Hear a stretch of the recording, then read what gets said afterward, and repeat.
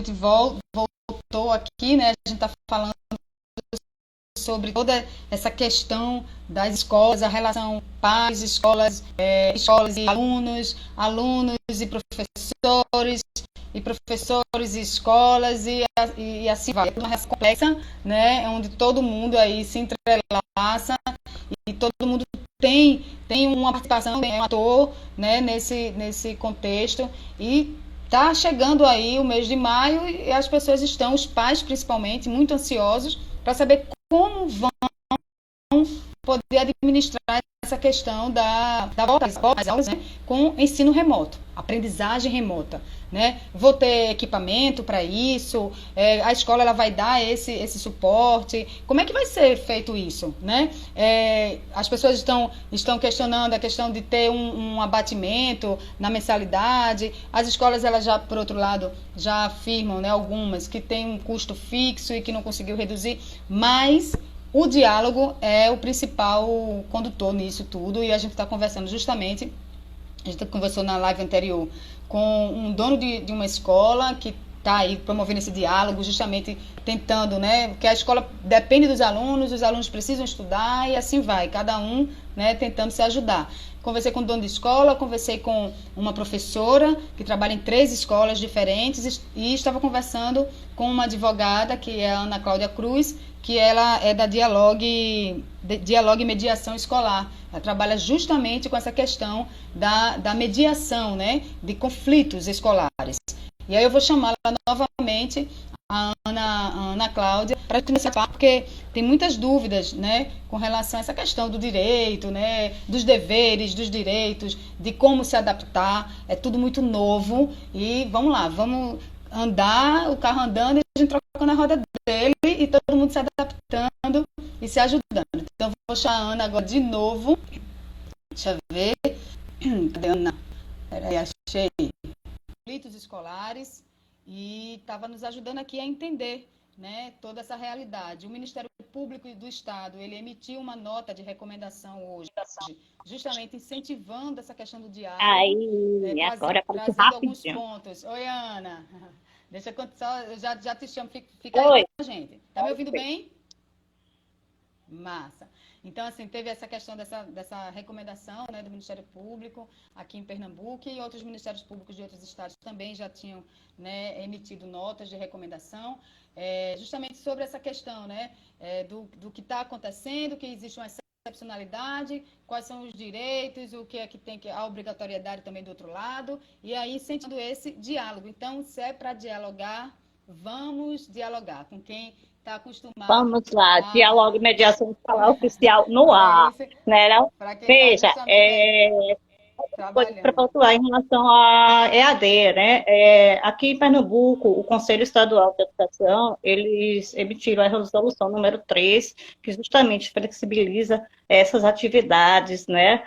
Que, a princípio, não foi chamada de EAD, de educação à distância, porque na educação básica a gente não adota essa modalidade, não adotava, né? Apesar de ter um decreto, o 9.057, né, que autoriza, né, que a EAD seja ofertada na educação básica. Eu tenho só um questionamento em relação a esse decreto, porque no artigo 9 dele, ele diz que a oferta dessa modalidade para o ensino fundamental tem que obedecer alguns critérios, né? Por exemplo, eu vi aí na live, no comecinho da outra live, que uma pessoa disse que a escola militar oferece EAD já há muito tempo nas fronteiras, justamente porque lá Mas existe aí a o colégio dificuldade de militar ele já acesso à escola tá, física, ele já tem já esse né? Então, tipo de assim, atividade, pelo que entendi, né? esses critérios, né, de adoção da EAD existem nesse decreto, né? Por exemplo, lugares que não têm acesso à escola física, quando a criança, o aluno estiver doente, não puder ir até a escola, não é? Se encontrar no exterior, não é? Pode ser adotadas essas medidas, entre outros incisos que estão lá nesse artigo 9º do ensino fundamental. Entretanto, o governo federal flexibilizou a modalidade EAD. Então, assim, essa nomenclatura, para mim, ainda não está muito claro. O que eu entendo, e o que foi passado também em termos de orientação da educação pública, é que o que está sendo ofertado são atividades online, que dão suporte, né, ao conhecimento do aluno e que não foram formalizados como uma aula presencial, porque assim, a qualidade da aula presencial, a aula presencial não substitui a educação à distância, né? Trata-se de caráter excepcional. É bom que fique bastante claro isso. Mas é importante que nesse momento. Então não é permitido, assim, Oi? fundamental o EAD, né? Não estou te ouvindo. Me ouviu? Não, Meu Deus do céu. Ninguém tá me ouvindo. Já mudei? Veio agora, tá me ouvindo? Agora sim. Então, não, veja, agora sim. Foi considerado, Não, eu também não estou ouvindo. Eu é que estou colocando, que tem esse limiar aí, né? Essa questão, se realmente é uma. Porque a educação à distância, ela exige toda uma estrutura para ser ofertada. E está todo mundo se adaptando a essa nova realidade, como a gente bem colocou aqui, bem conversando, né? Todo mundo se familiarizando, professor tentando, né, aí a dominar essas tecnologias, né, sair da aula presencial, porque antes algumas escolas já tinham a EAD, mas não como a forma principal de oferta de ensino, e sim como um suporte. Então, essas ponderações que eu queria colocar em relação à legislação. Aqui no estado de Pernambuco, na educação pública, foi disponibilizado no site da Secretaria da Educação, o Mas eu não ouço SKPE, ela. e nas páginas, nas televisões locais também, né? Também foi feita uma parceria com a Alep, tá? Aqui com a TV Alep, estão sendo disponibilizadas as aulas, né? Mas aí é o ensino público, né? Isso aí é na esfera pública, tá certo? Então, assim, mas isso que eu estou colocando, como na esfera particular, esse período foi considerado período de férias. Então, as mensalidades foram pagas integrais, não é? Porque foi considerado período de férias. Essa questão do desconto de mensalidades serão serviços a partir de maio, a partir de agora. Alguns estados têm projetos de lei tramitando aí, vários estados, né, com ofertas de 30%, 40%, 50% de desconto mensalidade. Tudo isso tem que ser conversado diretamente com os donos de escola, como eu disse. Dentro essa norma técnica que foi divulgada hoje, coloca que é importante ter essa planilha de custos, né? Então, assim, a clareza, a transparência, tá certo? Da instituição para com a comunidade de pais é muito importante, né? Esse detalhamento desses custos, o que é que eu vou ter de custos a partir de agora. Não é? Como o Adelino falou, a manutenção de funcionários, a manutenção de professores, mas tem várias opções, né? Tem, como eu falei anteriormente na livezinha no finalzinho, tem a medida provisória 936 aí, que possibilita também contratos de trabalho. Então, assim, tem vários caminhos, né? Então, clareza, transparência, negociação direta. Até para só um minuto. Os pais têm questionado também, né, nos grupos e mandaram também perguntas aqui com relação a essa questão do... Eu fiz um contrato de 12 meses em que eu tenho o meu filho, por exemplo, ele tem aula de 4 horas por dia, né, ele está na comunidade, está na escola durante 4 horas por dia. E agora...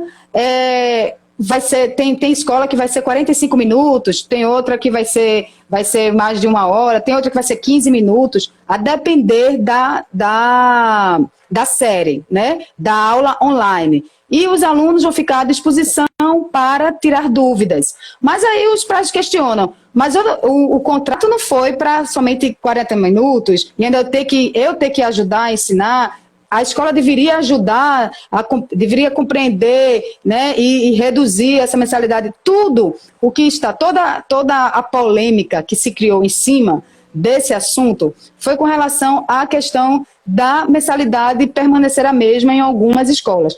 Tem escola, Ana, que eu não sei se você está sabendo, mas tem escola em que os pais já estão formando uma associação para entrar com uma ação judicial. Porque não teve nenhum tipo de diálogo com a escola. E aí, assim, é uma coisa difícil, né? Porque não há uma obrigatoriedade também da escola de dar esse desconto, né? Ou seja, essa questão de judicializar nesse momento realmente não é a orientação que, como mediadora, eu posso reforçar, nem também é o que o Ministério Público propõe, o que se propõe é a harmonização das relações através do diálogo. Né? Então, assim, tanto a escola, a instituição, precisa estar a par dessas notas, também precisa se informar, porque é a partir da informação que ela vai poder legitimar também as propostas de opção, né? de geração, de acordo, né? Porque assim, está tudo documentado. Então, assim, foram as promotoras as promotoras do consumo, né? Do Centro de Apoio Operacional ao Consumidor, que se reuniram, porque todas as unidades estão muito atentas a tudo isso, até mesmo porque o consumidor do serviço, da prestação de serviço da escola, é considerado parte vulnerável nessa relação contratual. E sendo parte vulnerável, né, é dado a eles, né, a possibilidade do diálogo com os ganhos mútuos. O que a gente, enquanto mediador, trabalha é justamente essa questão de ver o interesse da outra parte também e de agir, como eu disse, de forma empática. Né? Estamos todos atravessando uma grande crise. Né? Donos de escolas precisam manter seus estabelecimentos. Por quê? Até porque as escolas vão retornar à atividade. A educação se não vão fechar as escolas, né? Eu imaginei que assim, assim, apesar de todos os contextos, estou muito feliz, porque eu acho que a educação está aí, o país que precisa ser desenvolvido, ele precisa de educação. Então, se nunca foi tão evidente, não é isso, né? Apesar da crise também na saúde, enfim, mas assim, a educação vir à tona com todos esses questionamentos é muito importante. Por isso que eu coloquei aqui logo no início da fala da live anterior, a importância de valorizar quem trabalha em escola, seja autônomo, seja empreendedor, seja o professor que lida diretamente com os alunos, porque eu sei que os pais também estão assim, loucura em casa com esses meninos, 24 horas em casa. Tá, né? é todo mundo. Mas, então, assim, por exemplo, a Raíssa, ela trouxe aqui a questão de que ela, né, ela trabalha em 3 escolas e ela não tem os equipamentos, ela teve que se virar com os equipamentos, né? Ela, pro lado do professor também, como é? Assim, a escola ela tem a obrigação de fornecer o equipamento, a estrutura para o professor nesse momento? Tudo também pode ser negociado, né? Se a escola tiver condições já, se ela já ofertava isso anteriormente, ela reforçar esse trabalho. O que eu tenho percebido como gestora, principalmente da esfera pública, que é uma esfera que demanda uma necessidade maior, tanto desses recursos como dos recursos tecnológicos, é um empenho imenso dos professores em dominar a tecnologia, em ofertar a atividade das crianças. Eu trabalho com crianças dos anos iniciais, não é? É fundamental nos iniciais, dos 6, né? Eu não tenho a partir do 4, não tenho educação infantil, mas eu tenho dos 6 aos 11. Então, assim, a modalidade da distância para eles também é muito complicada, mas está sendo trabalhado através de WhatsApp, de grupo de pais, foram formados grupo de pais por turnos, e estamos enviando tarefas. Uma coisa que eu vi na primeira live também foi uma mãe perguntando se a escola ia mandar papel. Cuidado com o coronavírus, ele vai no papel. Eita, mesmo, tem isso, né? Mas a preocupação dos pais é que tem escolas que você... tem escolas que você paga um material, né, de uso conjunto, coletivo, né? Brincadeiras na à escola... parte. Brincadeiras à parte, na escola eu colocar também. A gente, quando começa a falar, tu fala, a gente tá se jacando. É a conexão que está atrasada. Exatamente, para mim também. Mas veja, é justamente isso que as pessoas estão preocupadas, porque se tiver orientação de... Eu, por exemplo, não tenho na minha casa impressora. A minha impressora, a tinta acabou, eu nem sei qual foi o problema dela, ela tá ali, eu nunca consegui repor, eu acho que quebrou mesmo. E aí, ó, aqui tá perguntando, e se precisar imprimir algo? Como é que faz isso, hein? Qual é a orientação? O que é que faz com relação a isso? Se a escola manda informação para que você em casa, né, possa administrar com a criança é difícil de ficar no computador, né? É importante ela escreva, né? O meu filho, ele está na alfabetização, então ele tem que escrever, trabalhar. E aí? São muitas questões, né, Ana? Muitas questões. seja, a orientação que eu dou, que eu dei à minha equipe, que eu dou também aqui, nesse sentido, é que as professoras, a colega professora estava aqui antes, enviem atividades que não necessitem tanto de impressão de material, né? Que sejam Já atividades pensar mais nisso, né? isso, por conta dessa questão, né? Inclusive, eu tenho alunos especiais, eu tenho alunos com síndrome de Down também, que as mães demandaram esse material. E aí, assim, fica complicado. Você abrir o precedente para uma, você vai ter que abrir para todas. Então, assim, eu ia causar o quê? Aglomeração na escola, essa questão do vírus propriamente dito. As professoras que enviassem atividades que não necessitassem de material. Uma outra coisa que as professoras, os pais podem notar é que essas crianças elas têm o livro didático em casa. A maioria tem livros, recebem livros no início do ano. Então, assim, os professores podem passar revisão de atividades dos livros que já estão com os alunos em casa, para que não seja necessário a impressão de material, de tanto material. Então, precisa imprimir uma folha ou outra, uma coisa muito simples, né? E também pode-se trabalhar material não impresso, dar uma folha lá de ofício, uma resma de papel, uma coisa que ele possa escrever livremente. O caderno também, então, essas são opções que vocês podem trabalhar na parte pedagógica, né? Voltando à questão do horário que você falou, das escolas estarem ofertando algumas, o Adelino falou que ia ver como é que ia adequar para oferecer 2 horas, outras escolas são 45 minutos. Essa questão da flexibilização do horário, a medida provisória 934 também deixou bem claro, né? Porque a LDB, a Lei de Diretrizes e Bases Nacionais, o artigo 24, ela prevê 200 dias letivos. Então, obrigatórios para serem cumpridos, né, a carga horária total da escola. Então, esses 200 dias, eles foram flexibilizados, foram dispensados, na verdade, mas a carga horária não.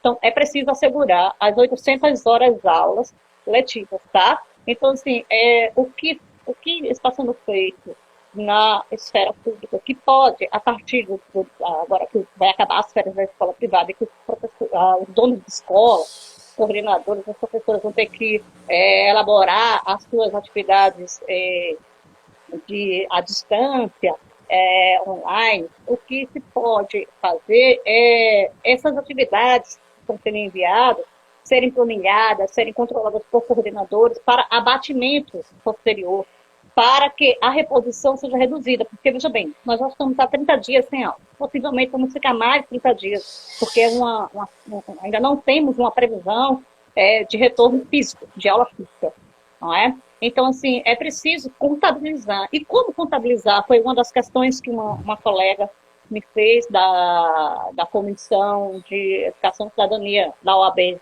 da qual eu faço parte também. Deve ter algum colega aí participando. Então, ela pergunta assim, como fazer o controle da presença desses estudantes, tanto do ensino fundamental como do ensino médio, nessas atividades online. Então, assim, esse também é um questionamento, né? Como vai ser aproveitado esse período, como vai ser depois contabilizado.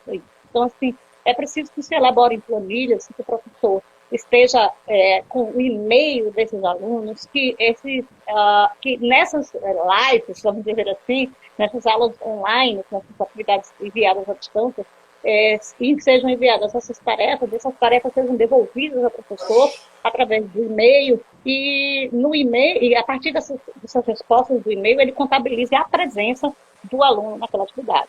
Se for ofertado live, se for ofertado vídeo YouTube, a presença do comentário do aluno, naquele live, naquele YouTube, também poderá ser apontada como presença para posterior abatimento dessas horas. É o que a gente tem adotado, né, a princípio, na rede pública, que estou aqui já colocando como opção para as escolas particulares e os pais também negociarem aí nesse contexto de pandemia.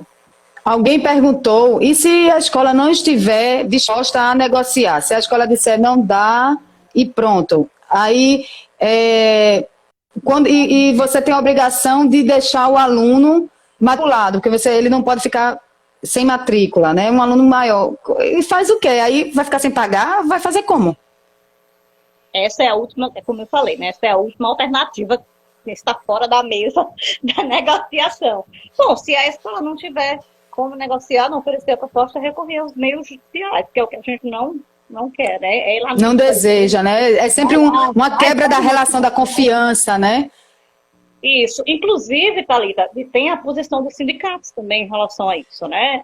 O que tanto o sindicato da escola pública como da escola privada, eles foram muito resistentes, né? Essa imposição da medida à distância, da educação à distância, da oferta à distância.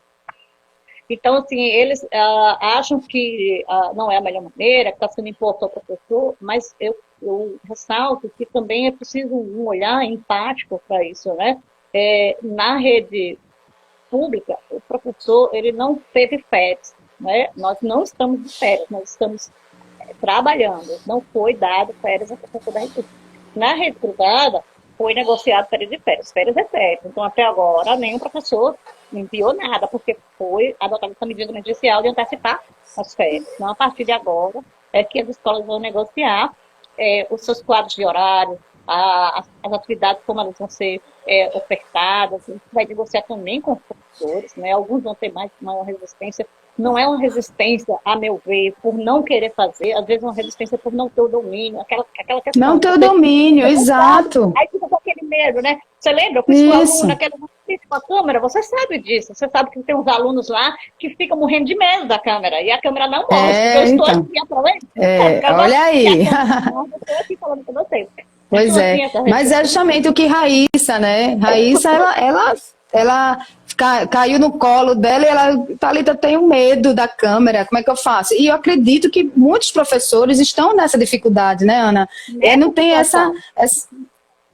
exatamente. Olha, eu vou chamar, eu vou pedir que você fique nos acompanhando. Não te ouvi, Thalita. Eu vou chamar Cláudio Castro. Vou pedir para você ficar nos acompanhando, porque no final, a gente, se precisar, a gente volta para fechar com mais alguma dúvida, caso venha a surgir.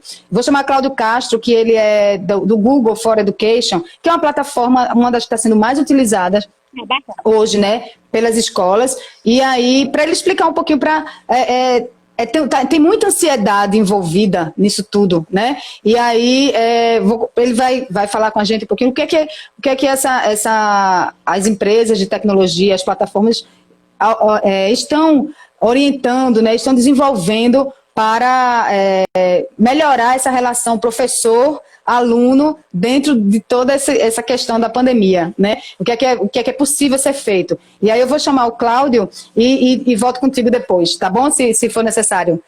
Tá certo, Ana? E eu agradeço demais já de antemão a tua participação aqui com a gente. Eu acho que esse assunto é um assunto que vai render muito ainda. E é o que você falou, o nome da sua consultoria, Dialogue. É diálogo. É diálogo, perde todo mundo. Se não tem diálogo, perde todo mundo, né?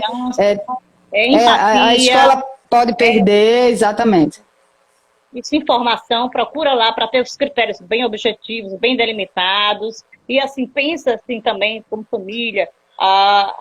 O rompimento do contrato não é o melhor caminho, não. Porque a educação do seu filho precisa continuar, né? De alguma forma precisa continuar. Então, eu espero ter dado aí a minha contribuição, estou à disposição. Beijo, vou continuar acompanhando aqui. Acompanha, que a gente vai bater um papo agora com o Cláudio Castro. Eu vou encerrar aqui com a Ana rapidinho e vou chamar Cláudio Castro, ele que é ele é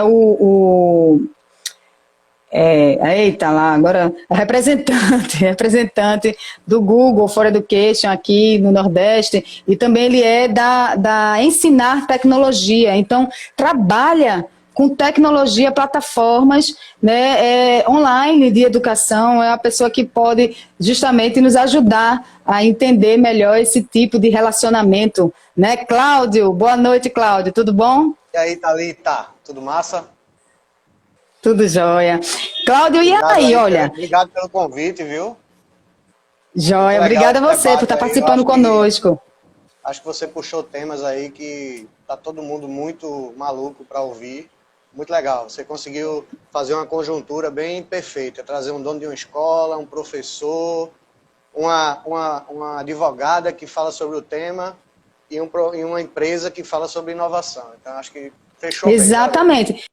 O Adelino, ele disse logo no início da live, eu não sei se você já estava assistindo, mas ele disse logo no início que o futuro caiu aqui de repente, né?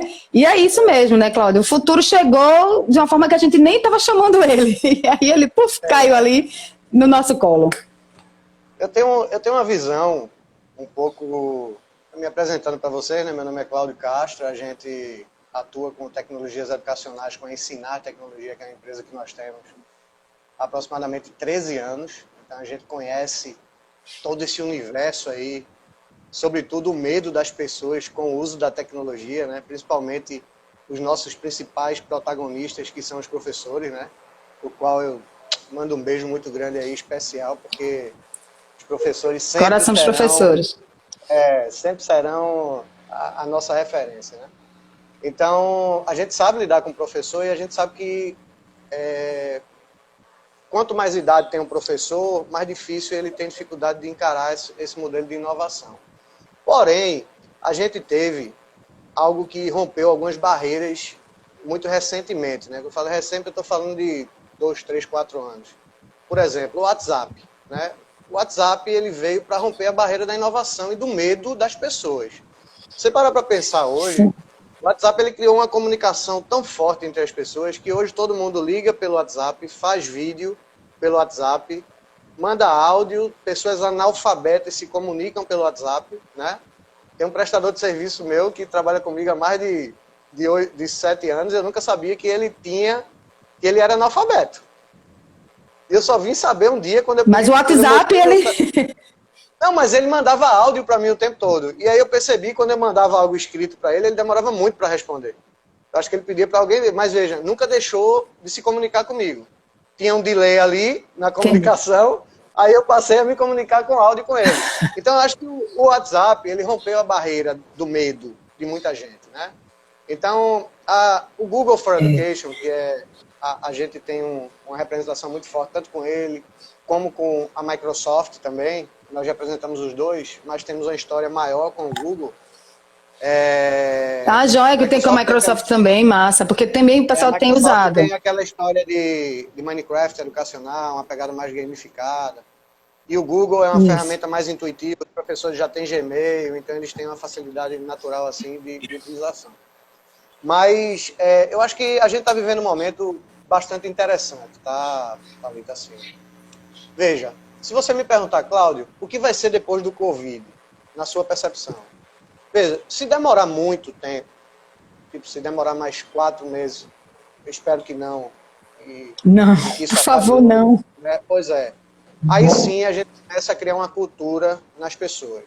Se demorar mais 2 meses, eu acho que o que as empresas e as pessoas e as instituições, enfim, todos nós que estamos passando por esse momento, a gente tem que aproveitar as boas práticas. Então, por exemplo, a gente também tem uma área corporativa e uma área educacional.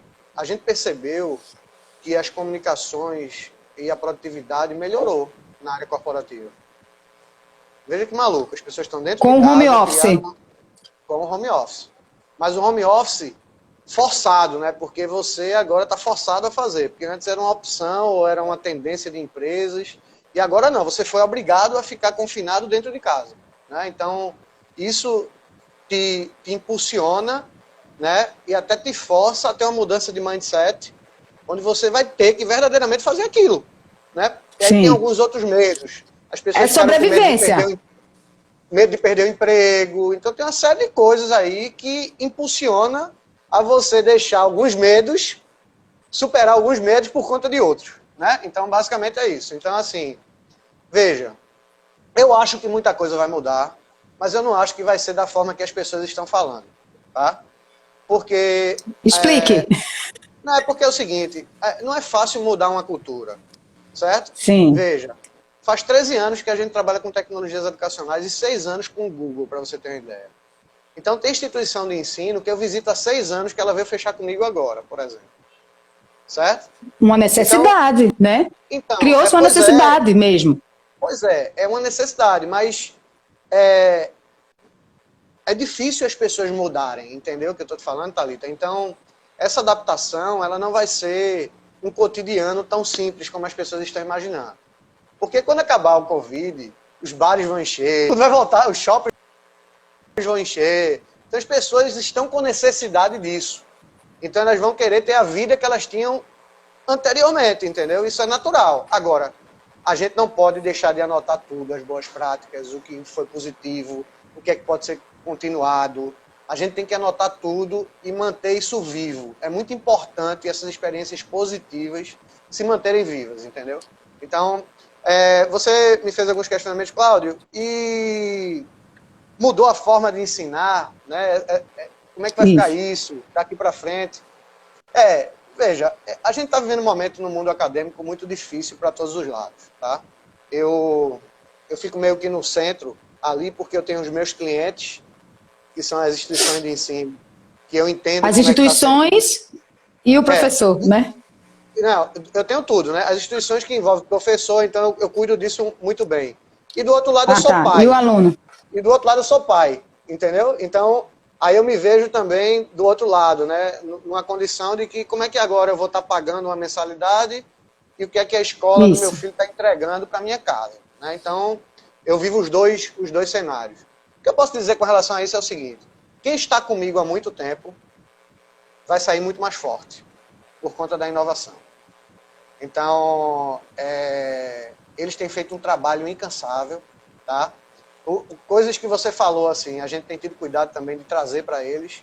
Como é que eu vou fazer uma atividade no Google Classroom, por exemplo, que é a sala de aula invertida, né, digital, onde eu vou envolver os pais dos alunos para fazer essas atividades com as crianças do infantil, e eu vou enviar um documento que dentro da minha atividade eu exijo que seja impressa, se eu não sei se dentro de casa, como você estava falando aí, tem uma impressora, se a impressora está sem tinta. Porque se tiver sem tinta eu não vou conseguir comprar, porque está tudo fechado. Certo? Exatamente. Então, é muito importante que a gente tenha esse cuidado e que a gente se coloque no lugar do outro, porque isso aí não depende de inovação, entendeu, Thalita? Isso é percepção, é sentimento, é cuidado com o outro.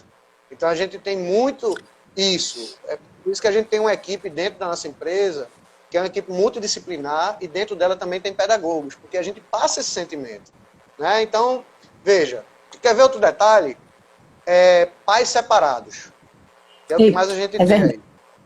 E aí, o pai tendo que trabalhar em casa remotamente, a mãe, o pai que fica com a criança. Aí um momento o filho está com o pai, um momento o filho está com a mãe, né? Certo? E quando o filho está com o pai que deixou o material escolar com a mãe e que a atividade da escola diz que ele tem que ir no livro e abrir e tal. E como é que fica? Aí não faz atividade, né? Porque o livro está na casa da mãe, porque o pai queria ficar com o filho e tal. Então, a orientação que a gente dá para isso é o seguinte: se a aula é digital, todo o material pedagógico tem que ser digital. Isso, exatamente. Porque aí eu vou conseguir atender onde qualquer pai ou mãe esteja para poder elaborar aquela atividade com a criança. Então, essa sensibilidade é muito importante, entendeu? Então, eu estou vendo um movimento aí, falando de cenário de mercado, eu acho que muitas instituições de ensino vão fechar. 2007... Ai, que pena. 2007 eu fiz uma palestra, e eu até postei outro dia aí, falando que eu fui muito criticado e até ridicularizado, né? Porque eu falava que a inovação em uma década iria fechar a instituição que não surfasse nessa onda. E aí, como a educação ela é conservadora, né? Se você olhar para a sala de aula, tirando as salas Google aí que a gente cria e tal, esses modelos, sala Google, sala Minecraft, né? As escolas que adotam, mas a própria sala de aula, ela é dos anos, trocentos anos atrás, é o mesmo modelo, é o professor lá, a lousa, e os alunos olhando para o professor. Por que tem o mesmo o formato não caminhou, né? Não se adequou a todas essas mudanças. Então, por que a forma de pensar ainda da educação, sobretudo no Brasil, eu posso dizer a você que mundial, porque esse modelo de sala de aula é universal, né? Então, ainda é muito conservador. E tem que ter uma pandemia para as pessoas entenderem que a inovação é o modelo mais adequado para ensinar os alunos dessa geração e das próximas que estão vindo. Não tem mais volta, entendeu? A questão aqui não é se... Pois não, pode falar. Não, vá, termine que depois eu pergunto. Eu estou te falando, a questão aqui não é se a inovação vai ficar ou não. Ela é irreversível, entendeu? Assim, as pessoas não têm como voltar mais atrás. Ou seja, as crianças são conectadas. Você não vê um menino sem um celular na mão. Isso. E por que a gente não De coloca repente, conteúdo a gente produzido? tá pensando que vai ser de uma forma, e de repente pode ser que a gente se depare com uma realidade diferente do que a gente está ansioso hoje.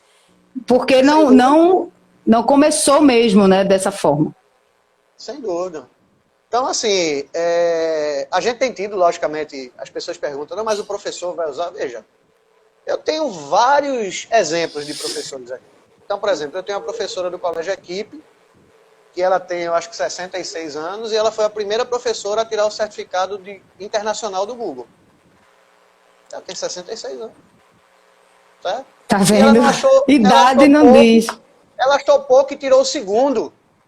Olha aí. Tirou o segundo certificado, que é um certificado num nível muito mais avançado.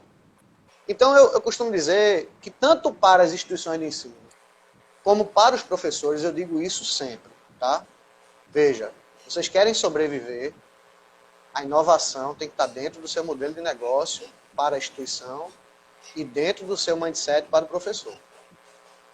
Acabou. Você não vê mais professor agora dizendo que a inovação não tem mais,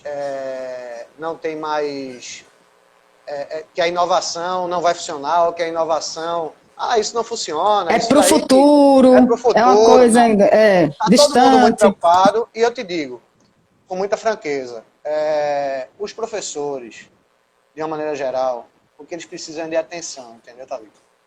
Então,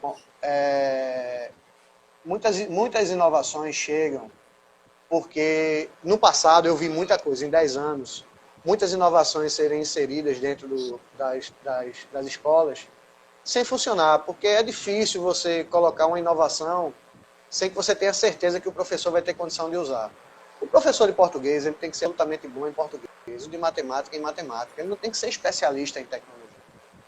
Ser especialista em Em informática. tecnologia é uma Em tendência. tecnologia, exato. Ser especialista em tecnologia é uma tendência hoje.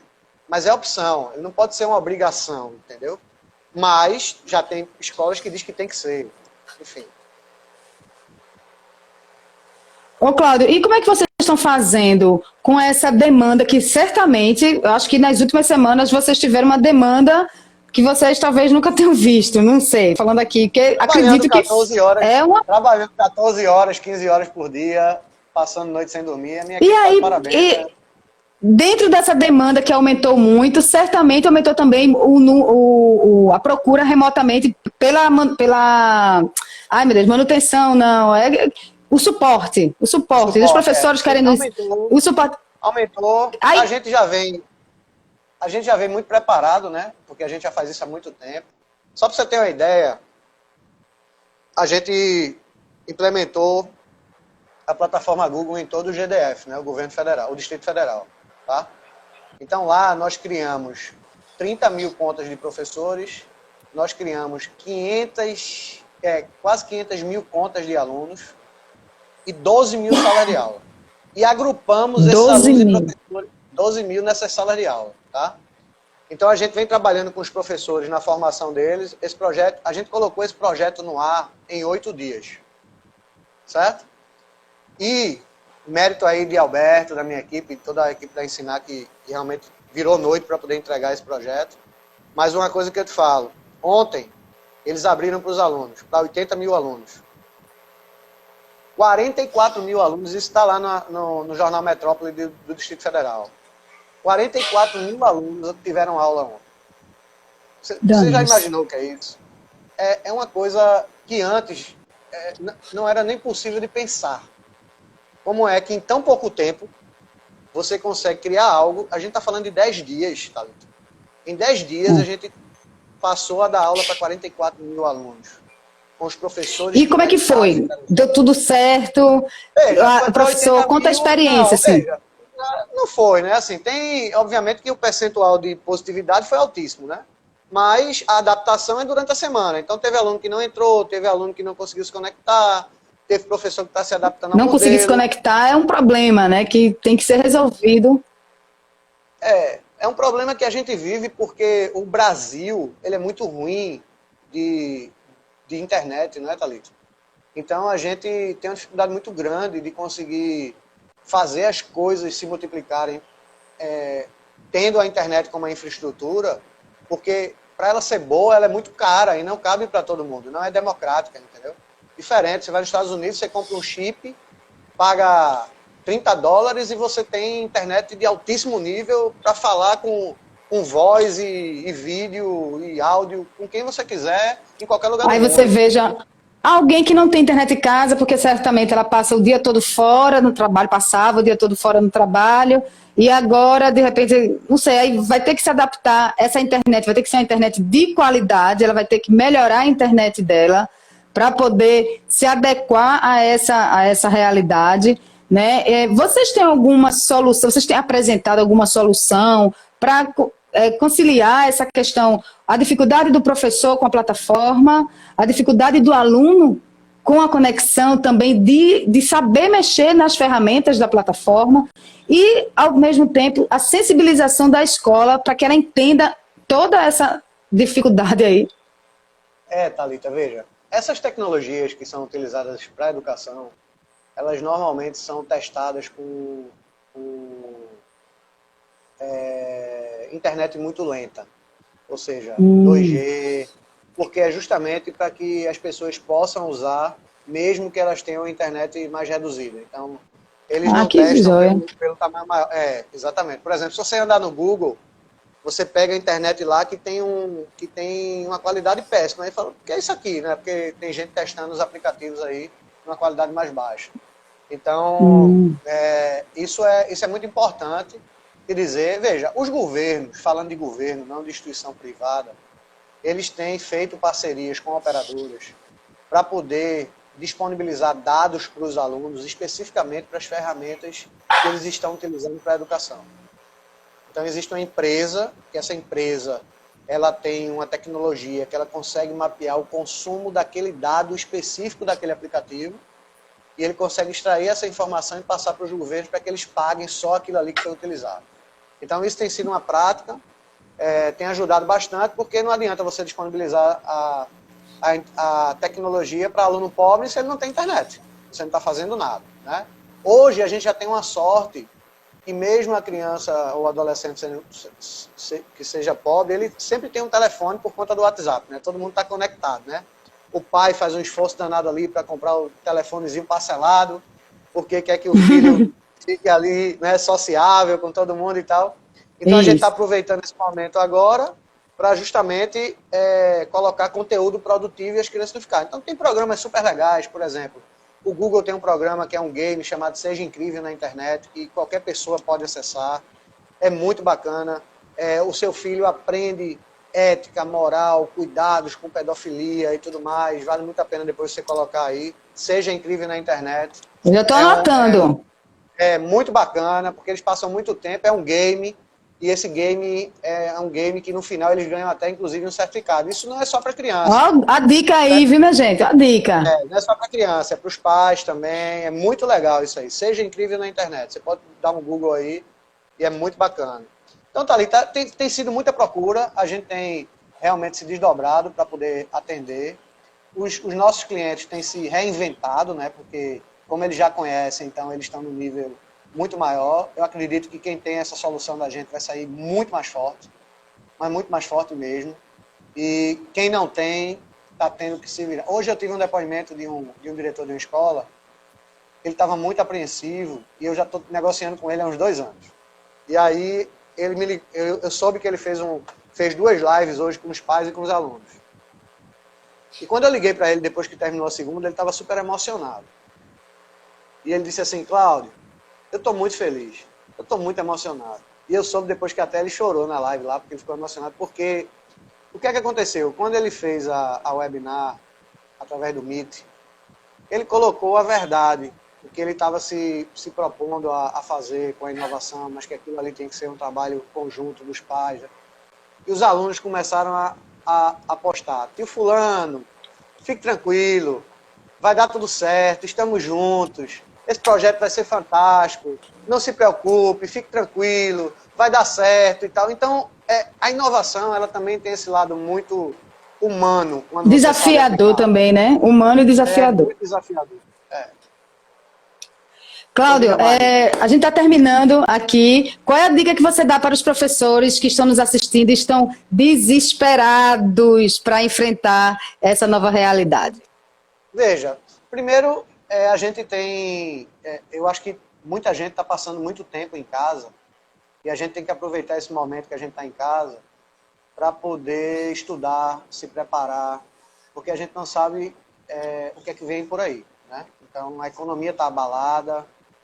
Quando o governo federal está ruim, isso tem uma escala natural de contaminação da economia muito pesada para os outros negócios, né? Então, a gente ainda não está sentindo esse impacto. O meu negócio, muito pelo contrário, ele cresce, né, nesse momento, mas eu tenho outros negócios que eu não estou sentindo impacto, mas a gente sabe que tem cliente que já está reduzindo o custo de tudo. Então, para os professores, eles precisam estudar tecnologia. Está em casa, procura tudo sobre tecnologia. O Google tem muito curso gratuito, tem muita coisa na internet que está disponível. Estudem, façam os cursos online, tirem os seus certificados, isso tudo é gratuito. Com certeza... Isso fica para você, né? Para você, professor, para sua vida. Para a vida. Por exemplo, o certificado Google, que é o oficial, é do professor, não é da instituição. Vou te dar um dado. Tem escola que quando ele está contratando professor de português, por exemplo, e que ele já usa o Google, se os professores, obviamente, tiverem o mesmo alinhamento de conhecimento, e um tem o certificado Google e o outro não tem, ele está contratando quem tem o certificado Google. Porque já ele pensando na frente do processo. Então, isso. Eu é uma qualidade. Que a gente passe nesse momento de forma mais saudável possível. Assim, eu estou muito triste com muita coisa que está acontecendo, mas eu acho que a gente tem que ter energia positiva sempre. A positividade elimina, baixa imunidade, então a gente tem que estar sempre para cima, pensando positivo. O Brasil é um país extraordinário, de pessoas maravilhosas, de pessoas impactantes, vivas, reais. A gente tem muita força, então acho que a gente vai passar por isso e vai sair muito mais forte, tá? Queria te agradecer aí, Thalita, por esse espaço e dizer que a gente está sempre à disposição para o que você precisar aí. Valeu mesmo pela disponibilidade aí. Tá bom, obrigada mesmo, viu, Cláudio? Foi muito bom bater esse papo. A gente conversou com o Cláudio Castro, ele que é da Ensinar Tecnologia, plataforma, né, que desenvolve aí, é uma empresa que desenvolve várias plataformas e trabalha com plataformas de ensino e ajuda a juntar aí, né, a quem está de um lado com quem está do outro. E eu estou terminando a live, mas antes... eu só vou chamar a Ana de novo para ela deixar um recadinho final que faltou, se ela tiver alguma orientação final para dar para vocês, tá bom? Vou chamar a Ana, mais uma vez, espero que ela esteja aí. Deixa eu ver se a Ana está por aí. Espero que ela esteja aí, porque eu pedi para ela ficar, justamente para, se a gente precisasse, eu acho que é bom a gente fechar, tá tão redondinha, né? Então vamos deixar mais redonda.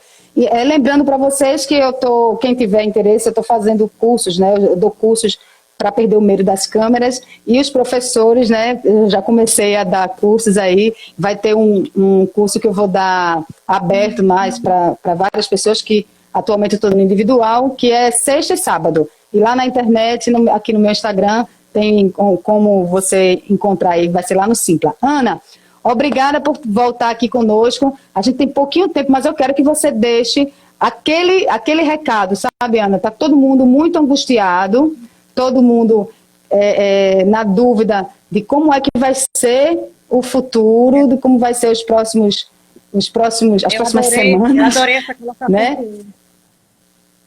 Sua fala chega com um delay para mim, aqui é a minha internet, que tá um pouco lenta.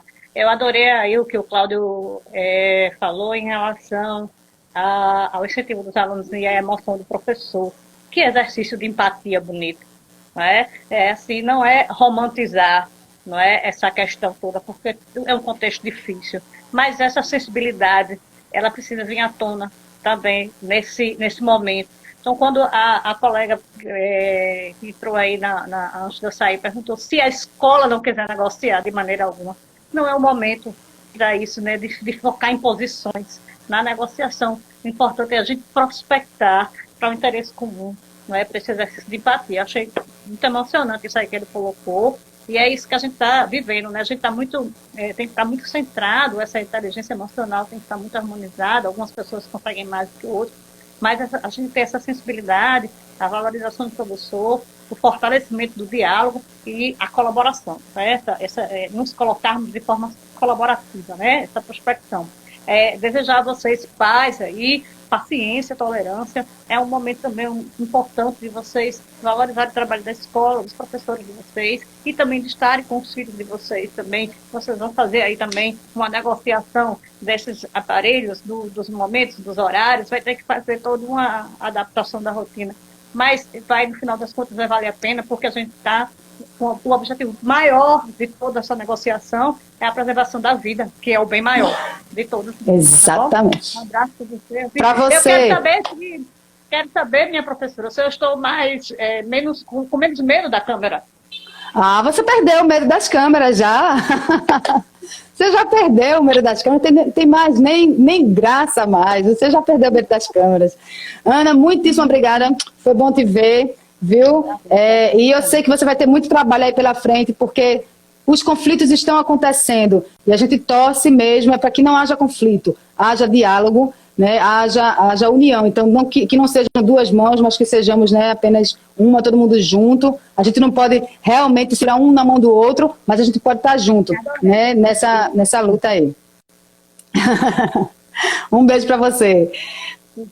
Minha gente, muito obrigada. Essa foi a live de hoje. Lembrando que terça-feira que vem temos outra live, né? Toda terça-feira, durante essa pandemia, aí, eu estou fazendo uma live diferente. Manda pra gente a tua sugestão. Essa live surgiu de sugestão de pais, de professores. Então, toda terça-feira, às 7 horas da noite, eu estou fazendo uma live discutindo um tema de interesse de vocês. E, lembrando mais uma vez, que vendendo o meu peixe, sexta-feira e sábado, sexta e sábado, tem curso para perder o medo das câmeras, voltado especialmente para professores, curso online, lá no Simpla tem como se inscrever, e a gente está aqui à disposição para isso. Vamos juntos, vamos dialogar, vamos conversar. Toda a minha solidariedade aí aos professores que estão agora tendo que, né, enfrentar esse novo desafio, aos pais, eu me enquadro nesse dos pais, para poder, junto, né, com os filhos, resolver como é que vai fazer toda essa questão dentro de casa. Também aos diretores de escolas, porque é difícil, né, atender a todos, mas vamos pensar para não perder os alunos, né?